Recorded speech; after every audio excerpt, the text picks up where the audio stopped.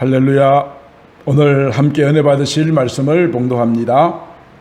구약 성경 사사기 2장 11절로부터 23절까지 말씀 제가 봉독하겠습니다. 이스라엘 자손이 여호와의 목전에 악을 행하여 바알들을 섬기며 애굽 땅에서 그들을 인도하여 내신 그들의 조상의 하나님 여호와를 버리고 다른 신들 곧 그들의 주위에 있는 백성의 신들을 따라 그들에게 절하여 여호와를 진노하시게 하였으되 곧 그들이 여호와를 버리고 바알과 아스다롯을 섬겼으므로 여호와께서 이스라엘에게 진노하사 노략하는 자의 손에 넘겨주사 그들이 노략을 당하게 하시며 또 주위에 있는 모든 대적의 손에 팔아 넘기심에 그들이 다시는 대적을 당하지 못하였으며 그들이 어디로 가든지 여호와의 손이 그들에게 재앙을 내리시니 곧 여호와께서 말씀하신 것과 같고 여호와께서 그들에게 맹세하신 것과 같아서 그들의 괴로움이 심하였더라. 여호와께서 사사들을 세우사 노략자의 손에서 그들을 구원하게 하셨으나 그들이 그 사사들에게도 순종하지 아니하고 도리어 다른 신들을 따라가 음행하며 그들에게 절하고 여호와의 명령을 순종하던 그들의 조상들이 행하던 길에서 속히 치우쳐 떠나서 그와 같이 행하지 아니하였더라.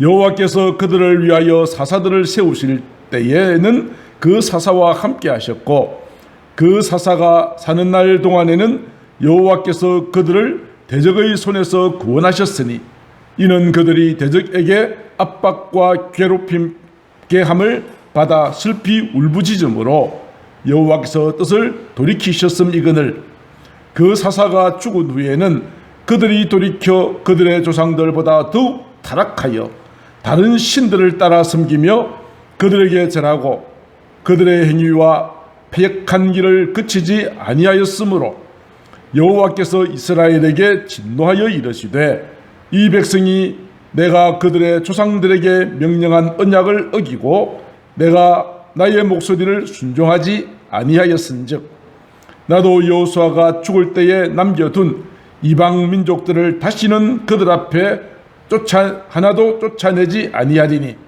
이는 이스라엘이 그들의 조상들이 지킨 것과 같이 나 여호와의 도를 지켜 행하나 아니하나 그들을 시험하려 함이라 하시니라.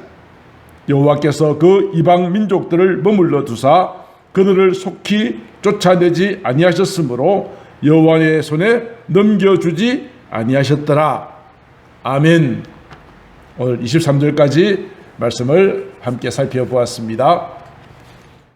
이제 저는 오늘부터 앞으로 몇 주간에 걸쳐서 사사기를 본문으로 하여서 함께 말씀을 전하고자 합니다. 제가 사사기 성경을 이렇게 말씀을 전하고자 하는 이유가 있습니다. 오늘 이 시대의 모습이 사사기 시대와 너무나도 흡사하기 때문입니다. 사사기 시대의 잘못된 죄악으로 인한 악순환이 대한민국에 마치 파도처럼 덮치게 될 때 그때 우리가 어떻게 해야 될 것인가를 잘 대비하지 않으면 우리도 넘어질 수밖에 없기 때문입니다. 그래서 저는 이 대한민국의 이스라엘 역사 가운데 가장 어두웠던 시절, 암흑기라고 말할 수 있는 그 시대가 대한민국에 도래하지 않도록 이미 도래하였다면 속히 이 모든 악순환의 고리를 끊어버리고 하나님의 거룩한 축복의 자리로 나아갈 수 있기를 원하여서 이제 앞으로 몇 주 동안 사사기의 말씀을 나누고자 하는 것입니다. 오늘은 첫 시간이므로 약간 배경을 좀 설명을 드리고자 합니다. 이스라엘 나라의 역사는 여러 가지로 구분할 수 있습니다. 아브라함을 중심으로 족장 시대가 열렸고 아브라함의 자손 가운데 야곱이 낳은 12지파가 통치하던 시절, 그리고 야곱의 아들 가운데 11번째 아들이 요셉이 애굽의 총리가 되어 모든 가족들이 애굽으로 건너갔으나 오랜 시간이 지나면서 그들이 종살이하게 되어서 하나님께서 모세를 통하여 애굽에서 나오게 하는 출애굽의 역사, 그리고 모세가 광야에서 죽고 이제 여호수아가 지도자가 되어서 가나안 땅을 정복하는 역사, 가나안 땅의 정복을 마치고 가나안 땅에 정착하고 난 다음에 사사기의 역사가 있습니다. 사사기의 역사. 그리고 그 뒤에 이스라엘 나라의 첫 번째 왕인 사울이 왕으로 즉위하고 이때부터 시작되어진 왕정 제도가 시작되는 바로 역사로 이어지고, 이제 다윗 왕 때에 이스라엘 나라는 통일 왕국을 이루었으나 다윗이 죽고 난 다음에 남유다와 북이스라엘로 나누어지는 분열 왕국 시대를 맞이하는 이런 형태로 이스라엘 나라의 역사는 흘러갑니다. 오늘 특별히 사사기에 대해서 말씀을 드리고자 하는데, 사사기는 언제부터 언제까지의 역사인가 하면 이스라엘 민족이 가나안 땅을 정복하고 그리고 분배하고 난 다음에 여호수아가 죽습니다. 죽고 나서 초대왕이었던 사울 왕이 즉위하여서 왕정시대가 열릴 그때까지의 기간, 약 340년 동안의 기간을 사사기라고 합니다. 하나님께서는 이스라엘 민족들을 향하여서 가나안 땅에 들어가시기 전에 이렇게 명령하셨습니다. 너희들은 가나안 땅을 진멸해라. 그리고 가나안 땅의 모든 우상을 제거하라. 그렇게 말씀하셨습니다. 아브라함에게 축복하신 젖과 꿀이 흐르는 땅이었지만 그곳에 사는 가나안 거민들은 악하고 우상을 숭배하고 있었기 때문입니다. 모세가 이스라엘 민족을 이끌고 광야를 지나서 가나안 가까운 곳까지 도착했습니다. 모압이라고 하는 평야였습니다. 그 평지에 도착하였을 때 모세는 자기가 죽기 전에 마지막으로 이스라엘 백성들에게 이렇게 당부합니다. 내 하나님 여호와께서 너희를 인도하사 너희가 가서 차지할 땅, 곧 가나안 땅으로 들이시게 될 것이고, 그곳에 가면 너보다 많고 힘이 센 7족속이 있겠지만 하나님께서 쫓아내실 것이다. 너희들은 명심하라. 그때에 너는 그들을 진멸해라. 어떤 언약도 하지 말고 불쌍히 여기지도 말고 혼인도 하지 마라. 그리고 가나안 땅에는 수많은 우상들이 있다. 그들의 제단을 헐고 주상을 깨뜨리고 아세라 목상을 찍어내고 조각한 우상들을 불살라서 너희들이 가나안 땅에 정착하고 난 다음에 가나안의 우상에 빠지지 않도록 하라. 모세가 그렇게 당부합니다. 모세의 마음속에는 광야 40년을 지나가는 날 동안 이스라엘 백성들을 너무나도 잘 경험했습니다. 저들은 너무나도 잘 변할 수 있는 자들이라는 것을 알았기 때문에 모세는 그렇게 마지막으로 당부하였던 것이죠. 모세의 뒤를 이어 여호수아가 지도자가 되어서 가나안 땅을 정복하고, 그리고 그 가나안 땅을 12지파에게 분배를 해주고 난 다음에 이제 여호수아의 나이가 많아져서 이제 죽을 때가 가까이 다가왔습니다. 그래서 여호수아는 온 민족들에게 또다시 모세가 했던 것과 같은 그런 당부를 합니다. 여호수아서 24장 20절에 보면 너희가 만약 가나안 땅에 들어가서 하나님을 버리고 이방신들을 섬긴다면 하나님께서 너희에게 재앙을 내리시고 멸망시키실 것이다. 그렇게 이야기합니다. 이 말을 듣고 이스라엘 백성은 여호수아에게 큰 자신만만하게 말합니다. 아닙니다. 우리가 여호와만을 섬길 것입니다. 모세도 여호수아도 이스라엘이 과연 그들의 언약을 지킬 것인지, 그가 전한 모든 말씀에 순종할 것인지에 대해서는 확신할 수가 없었습니다. 그런데요, 항상 불길한 슬픈 예감은 들어맞는 것 같습니다. 모세가 염려하고 여호수아가 염려했던 대로 이스라엘 민족은 가나안 땅을 진멸하고 우상을 제거하라고 하는 이 모든 명령을 제대로 순종하지 못했습니다. 하나님께서는 여호수아에게 가나안 땅을 정복하시게 하였지만은 조금 남겨둔 땅이 있었습니다. 그것은 블레셋의 5군주와 가나안 족속, 시돈 족속, 히비 족속이었습니다. 왜 하나님께서 가나안 땅의 일부를 다 정복하지 않게 하시고 일부를 남겨두신 이유가 있었을 거예요. 하나님의 힘이 모자라서 그럴까요? 아닙니다. 왜 하나님께서 가나안 땅의 일부를 남겨두셨을까? 그 이유를 사사기서 3장 1절로 이제는 이렇게 말합니다. 테스트하기 위해서라는 겁니다. 지금 가나안 땅에 정복한 그 세대들은 광야에서부터 일어났던 수많은 것들을 경험하지 못했고, 그리고 분배받은 그 땅에서 남아있는 가나안 족속을 싸워서 승리해야 하는데, 그 모든 전쟁 가운데 과연 저들이 하나님의 말씀을 잘 지킬지 지키지 아니할지를 시험하기 위해서 남겨두셨다는 것입니다. 그리고 이스라엘 자손의 세대 가운데 아직 전쟁을 알지 못하는 자들에게 가르쳐 주려고 과거의 광야에서 그리고 가나안을 정복하면서 하나님께서 너희들에게 이 가나안 땅을 주셨다. 너희들의 군대가 많아서도 아니요 병기가 탁월해서도 아니다. 전략이 좋아서도 아니다. 하나님께서 너희들에게 가나안 땅을 몰아내시고 가나안 땅에 축복을 주셨다는 것을 배우게 하시려고 남아있는 가나안 땅 족속들과의 모든 전쟁 가운데서도 이 사실을 믿고 나아가면 하나님께서 가나안 족속이 아무리 많고 힘이 셀지라도 반드시 물리쳐 주실 것을 가르치기 위해서 일부를 남겨두신 것이라는 거죠. 사절에도 그렇게 말하고 있습니다. 그래서 과연 남아있는 가나안 족속들과의 전쟁에서 저들이 과연 하나님을 믿고 확신하고 의지하는지 순종하는지 그렇지 않는지를 알기 위해서 그렇게 하셨다는 것입니다. 여호수아가 가나안 땅을 정복하고 12지파에게 나누어 주고 난 다음에 아직 정복하지 못한 가나안 땅은 그 땅을 분배받은 지파에서 쫓아내야 하는 그런 사명을 주셨다는 거죠. 그런데 항상 슬픈 예감은 잘 들어맞는 것 같습니다. 이 말을 하고 여호수아는 죽었습니다. 110세에 죽었습니다. 가나안의 정복에 선봉에 서서 탁월한 리더십을 발휘하였던 여호수아가 죽었습니다. 그리고 그 당시에 제사장 엘르아살도 죽었습니다. 그리고 광야를 지나고 가나안 땅의 정복을 했던 그 모든 가운데 하나님을 경험했던 사람들도 다 죽었습니다. 이제 대대적인 세대 교체가 이루어지는 시기입니다. 여호수아의 시대의 사람들은 다 조상에게 돌아가고 이제 그 남은 사람들이 이스라엘의 남은 역사를 만들어갈 주인공이 되는 바로 그런 역사적인 대전환기에 서 있는 것입니다. 여호수아서 24장 31절에 보면 무엇인가 불길한 예감을 두는 여운이 남는 말씀이 기록되어 있습니다.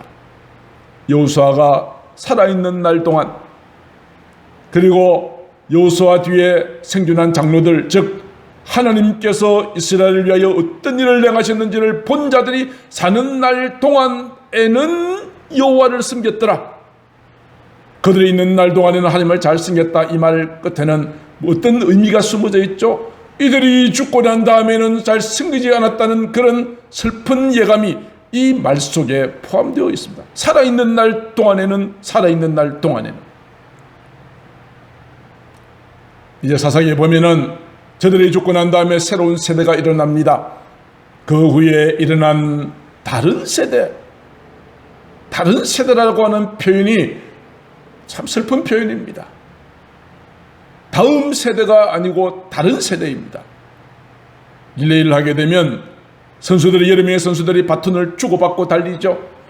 새롭게 바톤을 받은 사람이 8명이 뛴다고 한다면 그 8명이 향하는 목적지는 같습니다. 결승점을 향하여 달려가는 것은 똑같습니다. 그때는 다음 세대라고 할 수 있습니다. 그러나 여호수아 세대의 사람들이 죽고 난 그 후의 사람을 다른 세대라고 하는 것은 그들의 가치관, 그들의 목적이 다른 세대였다는 것을 보여주고 있습니다. 그 세대는 어떤 세대입니까? 하나님을 알지 못하는 세대입니다. 하나님께서 어떤 일을 행하였는지를 알지 못하는 세대들입니다. 저들은 태어나서 보니까 가나안 땅이거든요. 태어나니까 가나안 땅이에요. 어려서부터 가나안의 모든 문화를 보면서 자랐어요. 지금 이 시대가 그렇지 않습니까? 연세가 많은 세대들은 우리가 어려웠던 6.25 경험하고 보릿고개 경험하고 가난을 경험하면서 달려왔던 세대입니다. 우리는 과거에 힘들었던 시절을 압니다. 우리가 흘렸던 눈물과 땀의 의미를 아는 세대가 이제 우리의 기성세대라고 한다면, 지금 20대, 30대, 10대 젊은 세대들은 태어나니까 나라가 이렇게 발전된 나라에서 태어났으니까 과거의 역사는 머나먼 옛날 이야기처럼 느껴지고, 어렸을 때부터 날마다 보는 것이 그들의 모든 삶이 되고 보니, 그들에게 어렸을 때부터 하나님의 말씀을 가르쳐 주지 않는다면 그들은 참된 신앙을 바톤을 이어받아서 다른 세대가 아닌 다음 세대로 경주할 수가 없게 되는 것이죠. 그들의 부모들조차도 가나안 땅에 정착하고 난 다음에 가나안의 문화에 빠져서 자녀들에게 하나님의 말씀을 제대로 가르쳐주지 못했던 이런 상황 가운데에서 땅을 분배받은 각 지파 백성들이 남아있는 가나안 족속을 몰아내야 했거든요. 그런데 땅을 분배받은 지파의 사람들은 가나안 땅 족속들을 몰아내지 못했어요. 여러 군데 그런 표현이 나옵니다. 사사기 1장 19절에 유다 지파가 골짜기 주민들은 철병거가 있으므로 쫓아내지 못했다. 쫓아내라고 진멸하라고 말씀하셨지만 못했다. 베냐민 지파도 여부서 족속을 쫓아내지 못했다. 므낫세 지파도 에브라임 지파도 아셀 지파도 납달리 지파도 쫓아내지 못하였다라고 기록합니다. 아니, 어쩌면 쫓아낼 힘이 없는 것이 아니라 쫓아내고 싶은 마음이 없는 거죠. 물론 7년 동안 가나안 정복 전쟁을 하면서 지쳐 있었을 것입니다. 더 이상 전쟁 그만하고 싶은 마음도 있었을 것입니다. 때로는 가나안 원주민들이 강력하게 대적을 했기 때문에 어쩔 수 없어서 그럴 수도 있습니다만, 광야와 가나안 정복 때 함께 하셨던 하나님에 대한 확신, 그 말씀에 대한 순종의 마음들이 식어져 버리니까 그들을 쫓아내지 못하였고, 때로는 쫓아내지 않았고, 그들을 종으로 쓰기 위해서 그들과 함께 거주하는 이런 방법을 자기들이 선택을 했다는 것입니다.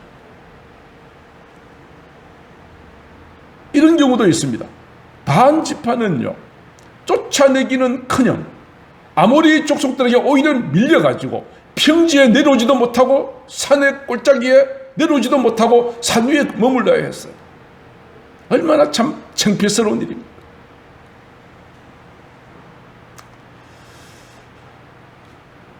어쩔 수 없이 땅을 분배받은 이스라엘 각 지파 사람들은 가나안 족속과 함께 삽니다. 사사기 3장 5절 6절을 보니까 이스라엘 족속들이 가나안 여러 족속 가운데 함께 거주합니다. 함께 살아갑니다. 살면서 무엇을 했습니까? 그들의 딸을 아내로 삼습니다. 자기 딸들을 가나안의 아들들에게 줍니다. 사돈관계가 됩니다.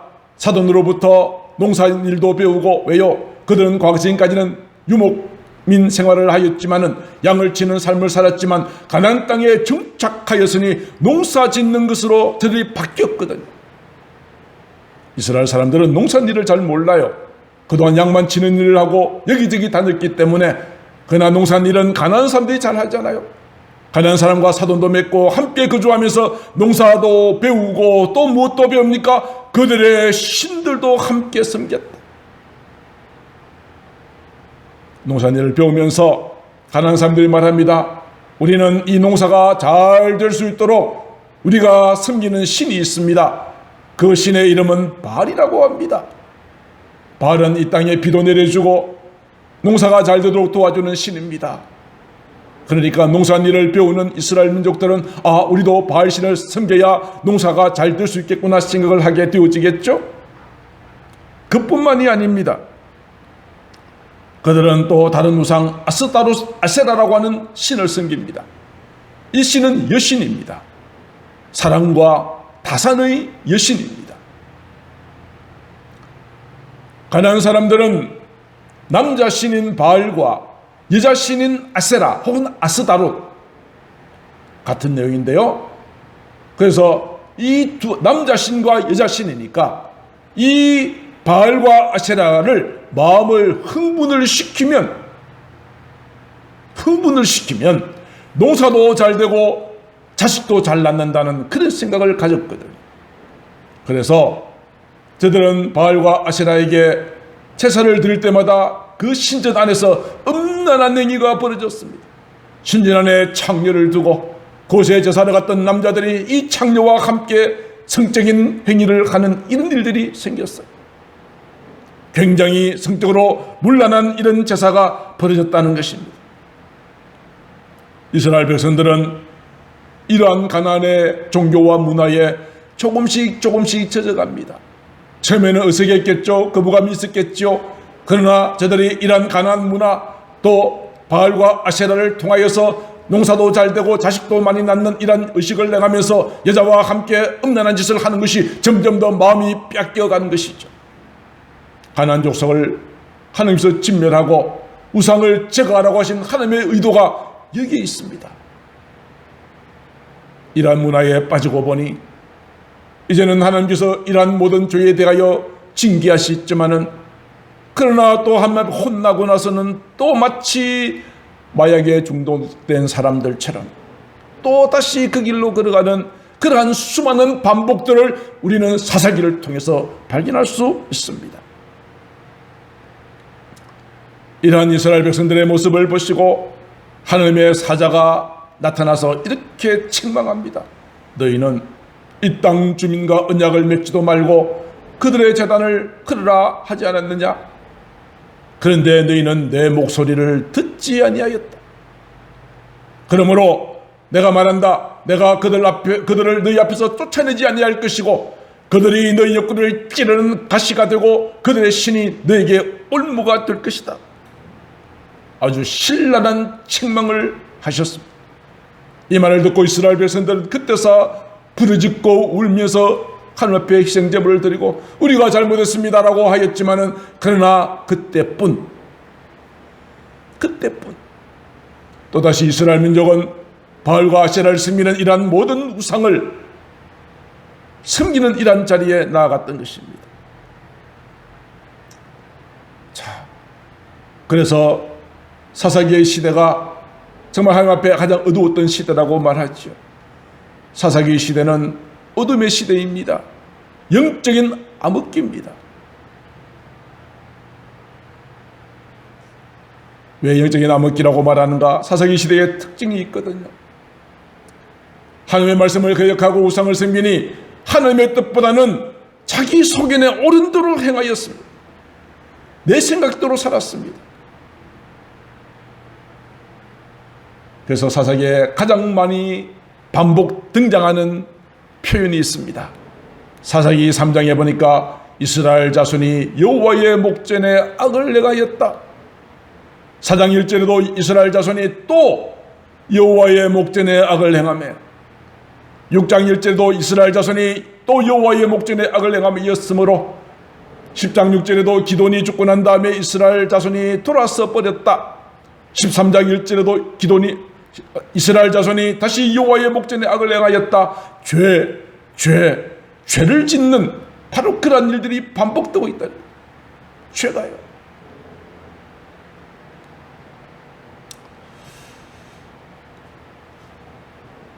이러한 죄에 대하여서 하나님께서 진노하시죠. 징벌하시죠. 그래서 하나님께서는 주변에 있는 나라들로 하여금 가나안 땅을 치게 하십니다. 처음에는 여호수아의 군대 앞에 저들은 벌벌 떨었잖아요. 여리고를 점령할 때 저들은 마치 죽은 자들처럼 그렇게 되었잖아요. 그래서 어떤 족속은 온다는 소리를 듣고 일부러 멀리서 온 것처럼 꾸며가지고 당신들의 종이 될 테니 살려달라고 하기도 했잖아요. 여호수아와 함께 하셨을 때는 하나님이 함께 하심으로 이스라엘은 마치 하나님처럼 크고 놀랍고 두려운 존재가 되어졌는데 이스라엘 민족이 우상을 숭배하고 자기들과 똑같이 동화되고 난 다음에 가나안 사람들이 가만 보니까 이스라엘 사람들 별거 아니거든요. 무시하기 시작합니다. 그래서 하나님께서 범죄한 이스라엘을 징벌하시기 위하여서 주변에 있는 나라들을 일으켜 쓰셨어요. 그들을 잔인하게 괴롭혔어요. 이스라엘 민족들이 주변 나라들로부터 공격을 받고 괴로움을 당한 것은 군사력이 약해서가 아니었습니다. 무엇 때문이었을까요? 왜 주변 나라들로부터 고통을 당했죠? 힘이 없어서 그랬습니까? 아닙니다. 하나님의 징계였습니다. 하나님께서 이스라엘 민족들을 저들의 손에 맡기심에 저들은 감당할 수 없게 되었다라고 성경은 기록합니다. 오랜 고통의 시간, 괴로움의 시간 가운데 그제서 이스라엘 민족들은 어떻게 반응을 보입니까? 하나님 앞에 부르짖습니다. 하나님, 우리가 잘못했습니다. 용서해 주시고 우리를 도와주십시오라고 주님 앞에 간구하기 시작합니다. 그러자 하나님께서는 저들을 위해서 구원자를 보내주셨습니다. 그 구원자가 누구입니까? 사사입니다. 그 구원자를 통하여서 이 이스라엘 민족을 모든 위기 가운데 건져주시고 그리고 그들에게 평안을 주셨습니다. 하나님께서 이스라엘 민족이 또 범죄할 것이라는 사실을 몰랐을까요? 아니요, 아셨어요. 아셨지만 그래도 하나님께서는 이스라엘 민족이 회개하고 간구할 때마다 그들에게 구원자를 사사를 보내주셨다라고 성경은 기록하고 있어요. 하나님께서 보내신 구원자 사사 이야기입니다. 2장 10절에 이렇게 말합니다.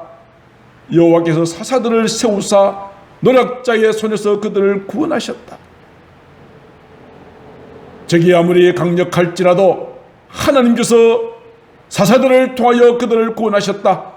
하나님께서 그들을 위하여 사사들을 세우실 때에는 사사들과 함께 하셨다.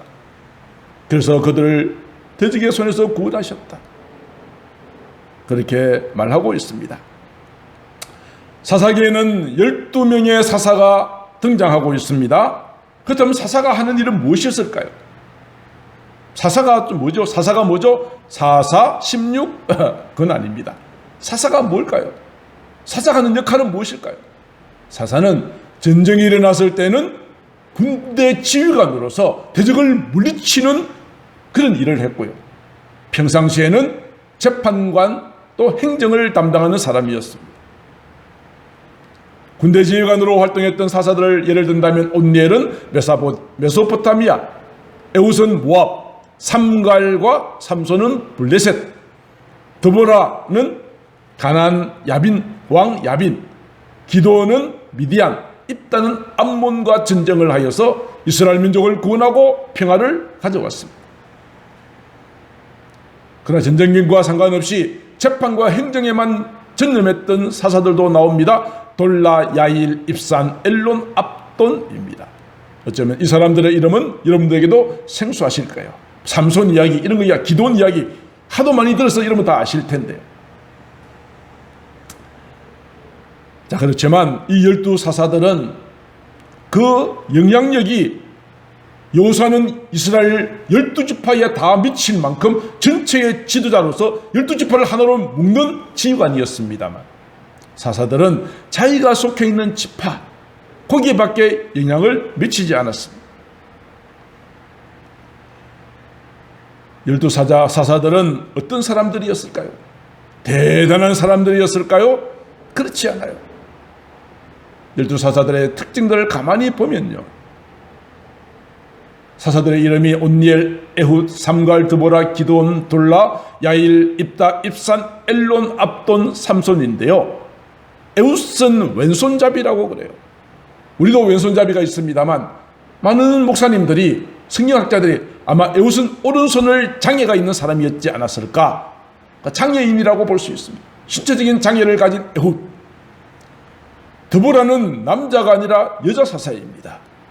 그리고 기드온은 기돈의 300명 용사, 대단히 용맹스러운 것 같지만 그가 부름받았을 때는 미디안 사람들이 두려워서 숨어가지고 밀타작을 했던 아주 성격이 소심한 성격이었습니다. 입다는 어머니가 기생입니다. 이것 때문에 형제들로부터 엄청나게 멸시를 받기도 했습니다. 삼손, 장사 삼손, 이것은 바람둥이입니다. 여자 문제가 얼마나 자주 빈번하게 발생했는지 모릅니다. 이런 사람을 하나님께서 쓰셨어요. 평범하고 흠결이 많은 이런 자들을 하나님께서 시대에 사사로 부르시니 이스라엘 민족을 모든 대적의 손에서 구원해내는 귀한 사명을 감당할 수 있었던 것입니다. 오늘 이것을 보고 우리가 위로받지 않습니까? 세상 사람들은 그의 학력이나 스펙을 보지만 우리는 무엇입니까? 나는 부족해도 나는 약해도 하나님께서 나를 쓰시면 나는 이 시대를 이끌어 나갈 수 있는 위대한 일을 할 수 있다. 그런 마음에 위로가 되지 않으십니까? 확신이 들지 않으십니까? 오늘 이 시대에 여러분들이 이 시대를 변화시켜 나가는 위대한 역사의 주인공 되어질 수 있기를 우리 주 예수님의 이름으로 축복합니다. 자, 이제 마지막으로 그렇다면 오늘 설교의 결론이면서 주제이죠. 오늘 이 시대, 지금 우리나라 시대에는 사사기의 시대가 도래했다라고 제가 말씀을 드렸습니다. 위기감을 느끼고 있습니다. 사실 그렇습니다. 한국에 기독교가 처음 들어왔을 때 그 뜨겁고 순수했던 마음들은 다 식어져 버렸습니다. 가장 가난했던 대한민국이 하나님의 은혜로 선진국의 대일에 들어서고 나서 세상 사람들은 세상의 부귀와 쾌락을 좋아하고 하나님의 은혜를 잊어버립니다. 교회들조차도 세속화되어져 버렸습니다. 그래서 세상을 향하여 선한 영향력을 제대로 발휘하지 못하는 그런 시대가 되었습니다. 이스라엘 민족이 하나님의 진노를 받기 직전의 상황과 그다지 다르지 않아 보입니다. 그렇다면 오늘 이 시대에 하나님의 진노가 임하게 될 것이라고 하는 것은 누구라도 그렇게 생각할 수 있지 않겠습니까? 하나님의 진노가 있기 전 이스라엘 민족들의 상태, 저들의 죄 때문에 하나님의 진노가 임하였다면 오늘 우리는 이런 사사기 시대에 이런 악순환이 우리에게 반복되지 않도록 해야 하지 않겠습니까? 사사기 시대가 이 땅에 오지 않기 위해서는 가장 먼저 우리는 무엇부터 해야 될까요? 가장 첫 번째 고리가 무엇이죠? 죄 아닙니까? 죄를 지었기 때문에 징벌이 오게 되는 것이니까 죄 짓지 않으려고 하는 것이 가장 첫 번째 아닐까요? 죄 때문에 징벌이 왔다면 우리는 속히 깨닫고 어떻게 해야 될까요? 회개하고 부르짖어야죠. 미련하게 있는 것이 아니라 이 모든 재앙이 어려움이 나의 죄 때문에 온 것이라는 사실을 깨달았다면 즉시 부르짖어야죠. 그러면 하나님께서 우리를 구원해 주실 것이고 평안을 주실 텐데 내가 평안할 때 또 죄를 짓지 않도록 우리가 굉장히 경성해야 하지 않겠습니까? 넘어지지 않도록. 지금 우리나라가 이제 사사기 시대와 같은 이런 악이 가득한 시대가 되었다는 여러 가지 정황들이 있습니다만 그 중에 한두 가지만 말씀을 드리려고 합니다. 오늘 이 시대는 정말 음란의 영들이 가득 차 있는 것 같습니다. 나라의 지도자들도, 나라의 국회의원들도 여자 보좌관들을 성추행, 성희롱하는 이런 것들 때문에 얼마나 시끄럽습니까? 얼마 전 여당의 지도자는 성상납하는 문제 때문에 나라를 얼마나 시끄럽게 만들었습니까? 이러한 음란의 영이 가득합니다. 그 가운데 동성애를 한번 따져봅시다.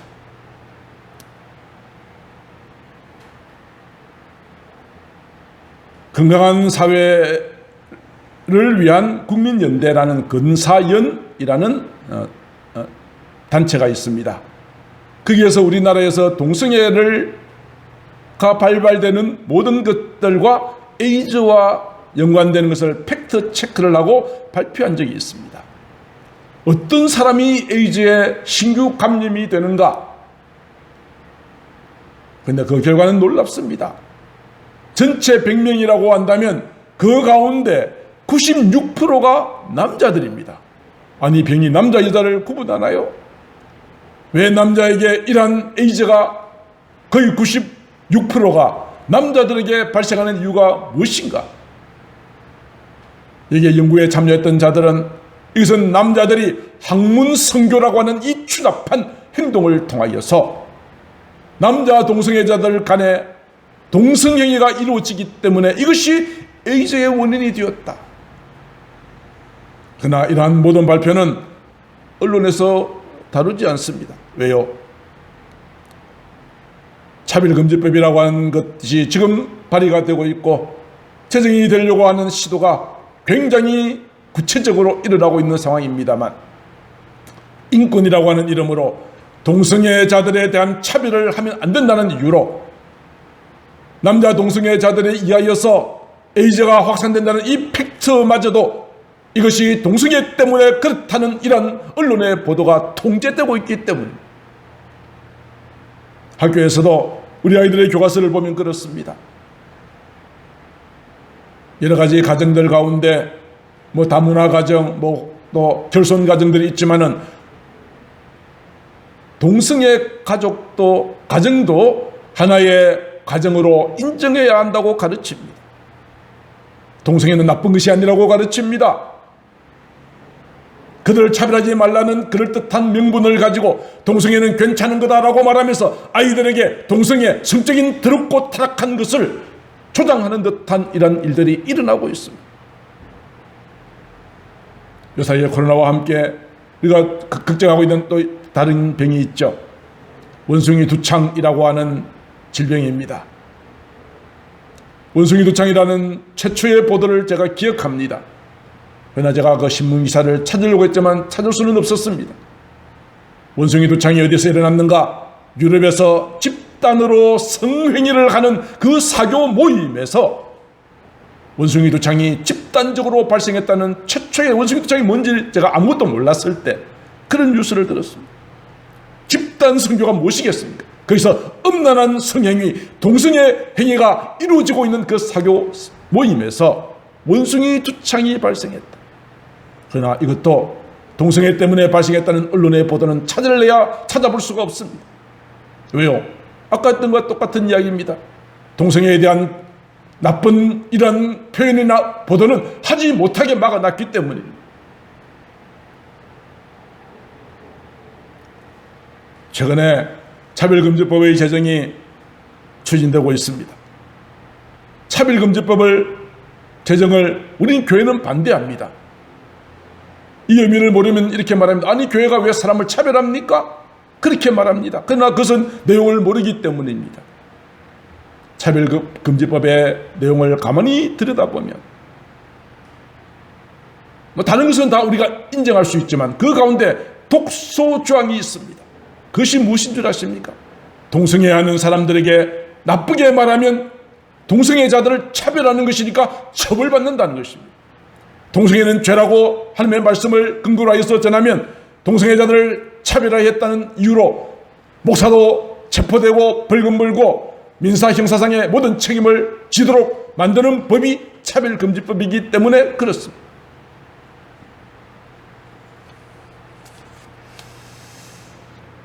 그래서 한국교회가 건강한 가정을 지켜야 한다.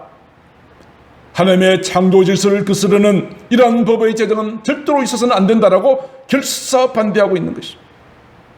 이런 성적인 타락이 이스라엘 민족들이 바알과 아세라를 섬기는 자리에서 더럽고 추악한 성행위를 하는 것과 다를 것이 무엇이냐?